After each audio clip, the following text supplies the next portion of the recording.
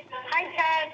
Hello, Marta. How are you doing today? Good. How are you? Doing great. Doing great.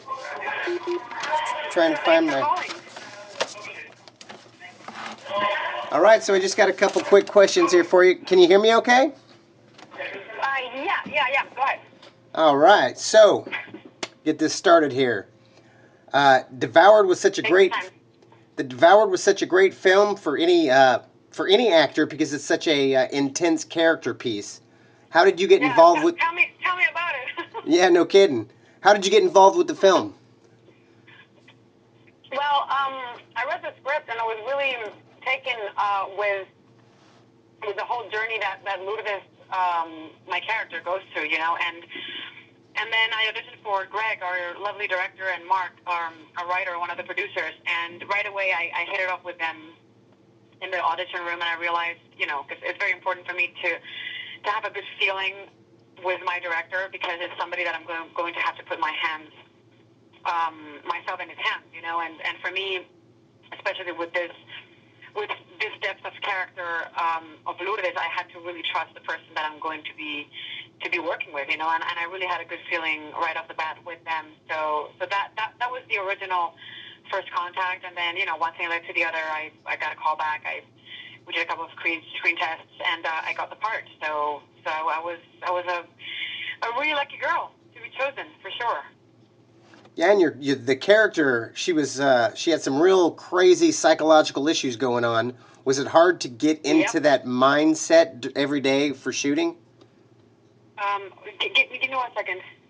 Okay. One second, Ted. Ah, vale. Vale. Okay, that's fine. Thank you. I was just double checking something with a friend. Well, psychologically, definitely for me, it was a challenge because, as you've seen the film, haven't you? Yes.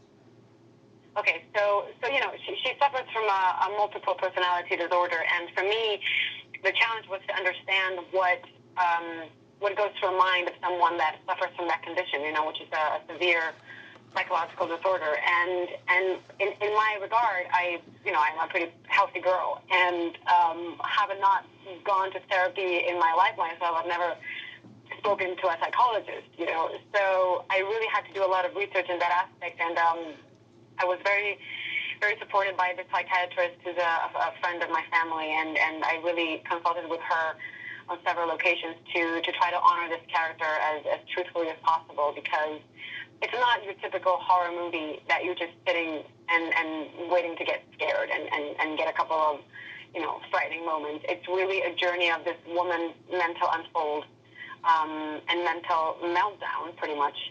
And, you want to make sure, at least me as a professional actor, to do it as truthfully and as honestly as possible, so that people will believe it and that people will go through this journey with her, towards the end.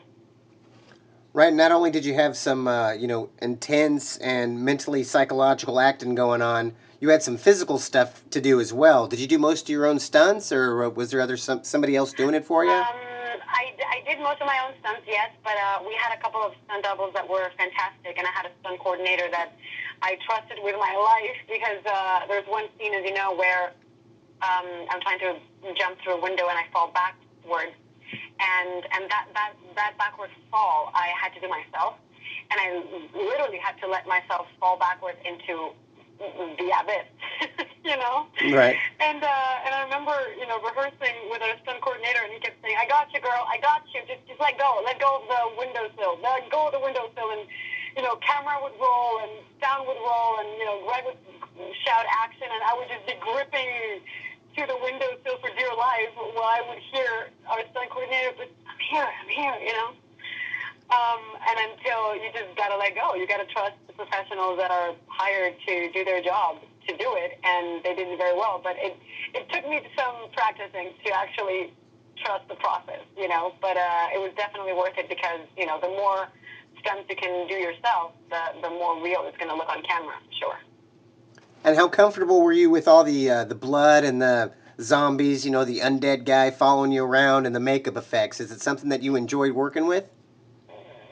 definitely, definitely. It's funny because one of the other interviews that I was giving the other day, they were asking me precisely about, all the ghosts and how did you feel? Did you actually get scared? Was it hard to do? And I realized that when you're going to be doing those scenes, those are actually the most fun to shoot in actuality, like getting the makeup ready and, getting all this makeup on to look like you're dead, or, all the bloody scenes where you have to be like smeared in sticky blood. That's actually super sweet because it has a lot of corn syrup in it. So all that stuff was actually a lot of fun to do because, normally you get to do characters that are more close to our daily life, and when you go out and on a limb and do something as outrageous as that, you feel like you're really acting, like you're really doing a movie. It's not. It's really out of your comfort zone. It's not something that you do every day. So those were the moments that I enjoyed the most. And actually, our makeup artist Kristen was fantastic to work with and a real pro, and to hang out with as well. And it was great. It was really messy, and I would have to take double showers at home to get rid of the sticky blood that would get under my nails and would be really hard to take off. But that was for sure one of my favorite highlights of shooting Devoured. And do you enjoy playing these types of roles, these intense roles, or do you prefer something a little less intense?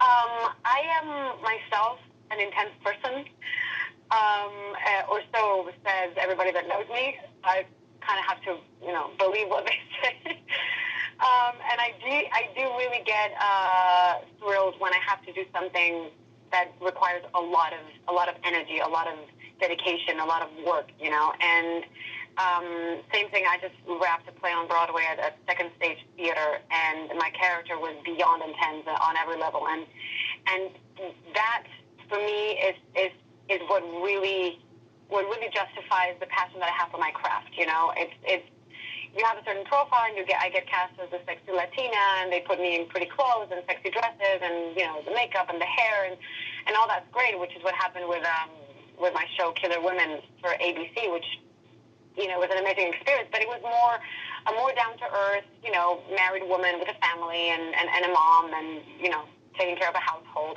and that was more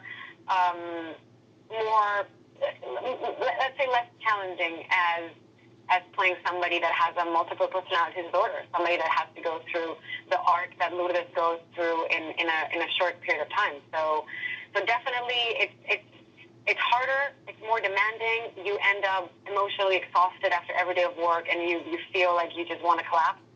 But when you see the results and you see what you've done with your work and your dedication, it's definitely so rewarding. So yeah, I loved it, for real. And two of the main things that really had me enjoy the film and got me into the film was, one was your performance. It was excellent, as well as that, as well as the restaurant, the location.